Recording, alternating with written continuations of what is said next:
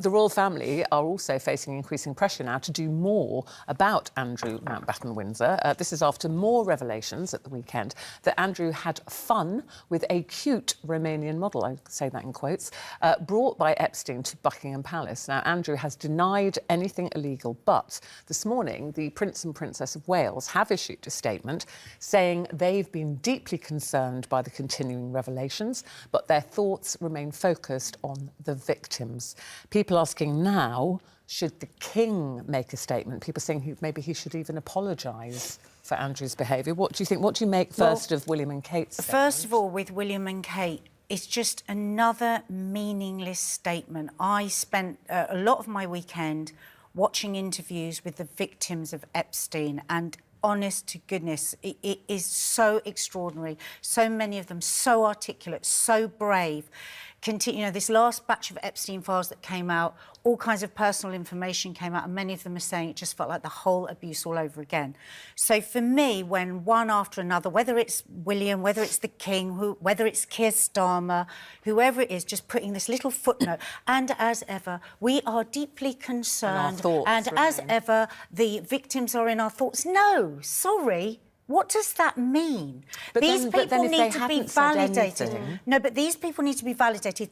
I understand that if they apologise for things that haven't been yet proven in court, but more validation. For instance, why not say we are on a daily basis, you know, in awe of the bravery of the victims, you know, putting themselves, you know, out there. Just something that says, that recognises actually what these... This is the biggest paedophile ring that we know, spread right across the country.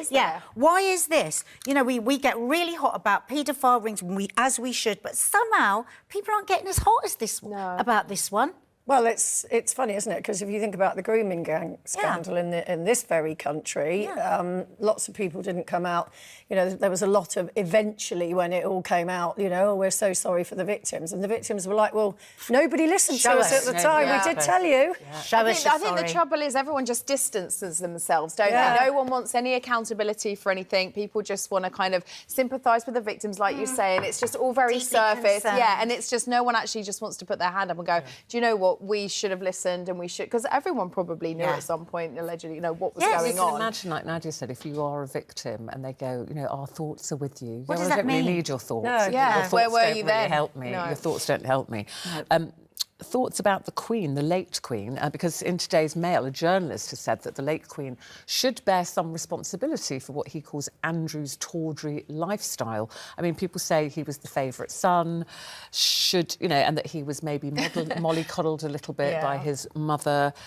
I don't know, should she take some... I mean, she can't because she's not with us anymore, but do you think maybe how he was brought up and was perhaps the favourite child? Well, I think we've got to go back to the whole mums and sons things. You know, I think a lot of parents and mums especially do kind of ignore the shortcomings of their children, and even if you tell them, you know, very straightforwardly what they're up to and what they've been doing, you know, it's very easy for them to ignore and go, oh, not my little Andrew, he wouldn't do anything like that. And it's just at some point, I mean, there must have been rumblings in the palace, and, you know, why wasn't anything said or done then? It just baffles me, really. But it just goes back to that, you know, parents not really believing that their little children can do no wrong. I mean, you don't want to believe it, do you? You don't want to. You don't want to believe that your child has done anything No, I mean, if I think about myself, I mean, you know, I do tend to always believe my children, and that has been proved wrong when they were younger, for sure. Oh, no, my little one wasn't drunk. Oh, yeah, I was, Mum, you know. So we do tend to do... my first port of call with those I love, whether it's family or friends, is to believe them first, and then... But you have to keep an open mind. And there are various people, aren't they, saying, and presumably they have some sort of receipts for this, that the Queen was informed. We will never know for sure, will we? Something, Jane, about... that was a visit to Buckingham Palace or Balmoral with Andrew, younger women, and... it's funny. They say the Queen would have been made aware, and... Yeah, but again, you know, if you put the hindsight spectacles on, you know, maybe if he was saying to her, well, they're just some friends of mine, I don't know, whatever, but... You know, we had Andrew Lowney on, didn't we, on the show late last year, and he wrote the book entitled about Prince Andrew and Sarah Ferguson, and a lot of the stuff that he was blocked from publishing at the time has now all coming out because it's proven to be true. So he's sort of singing like a canary, quite rightly so. But for me, entitled is the right word, because I think that Prince Andrew is the product of a mother who, yes, he was the favourite son. He was probably indulged. He didn't really have the king job coming up. I mean, it's a bit like the whole Harry scenario as well. He was the spare. And out of that, I think he genuinely probably thought, everybody wants I'm a me. prince. Yeah. I'm a British prince. Why would all these lovely young women not want to hang out with me?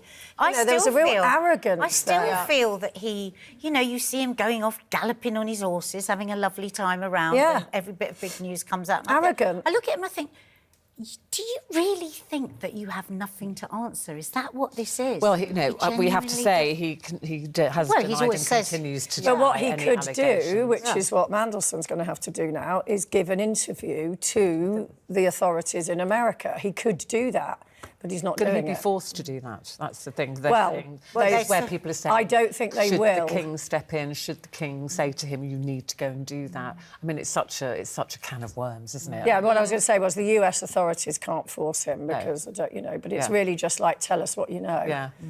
Yeah, but I noticed the king was doing a walkabout somewhere and people were shouting questions at him and like, why haven't you apologised? Yes. So there's a lot of feeling about all this, and I'm sure that we will continue to talk about it for weeks to come.